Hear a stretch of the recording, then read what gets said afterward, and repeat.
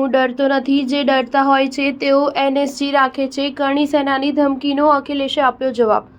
ઉત્તર પ્રદેશના આગ્રામાં કરણી સેનાના દેખાવો અને સમાજવાદી પાર્ટીના નેતાઓને ધમકી મળ્યા બાદ પાર્ટીના પ્રમુખ અખિલેશ યાદવે કરણી સેનાએ જવાબ આપ્યો છે। આ સાથે તેમણે ઉત્તર પ્રદેશના મુખ્યમંત્રી યોગી આદિત્યનાથ પર નિશાન સાધવાની સાથે મુર્શિદાબાદમાં થયેલી હિંસા અંગે પણ પ્રતિક્રિયા આપી છે। અખિલેશે કહ્યું કે ઉત્તર પ્રદેશમાં કાયદો વ્યવસ્થા સંપૂર્ણ ઝીરો છે, ઉદ્યોગપતિઓ ડરેલા છે, તેઓ સરકારને સવાલ કરી શકતા નથી। મુખ્યમંત્રીએ રાજ્યને $1 ટ્રિલિયન ઇકોનોમી બનાવવાની વાત કરી છે, તે માત્ર એક સપનું છે, જે લોકો ડરપોક છે, તેઓ એનએસજી રાખે છે। એનએસજી હટાવવાથી મને કોઈ ફરક પડતો નથી, અમે લોકો મહારાજાઓના વિરુદ્ધમાં નથી, રાજાની કોઈ જાતિ હોતી નથી, અમે આગ્રા જઈશું, અમે ડરવાના નથી। ઉત્તર પ્રદેશની ઇન્ફ્રાસ્ટ્રક્ચર સુવિધાઓ અંગે તેમણે કહ્યું કે રાજ્યમાં માળખાગત સુવિધાઓ ખરાબ હાલતમાં છે, હોસ્પિટલમાં આગ લાગી છે।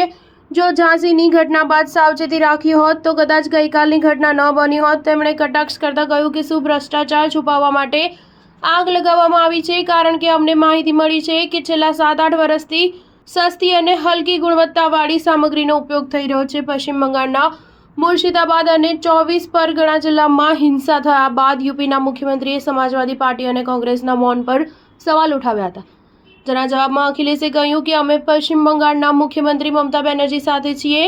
ભાજપ બંગાળમાં હિંસા કરાવી રહી છે, અમારી પાર્ટી મમતાને સમર્થન આપશે। સ્ટાર ન્યૂઝ 7 હંમેશા સચ્ચાઈની સાથે।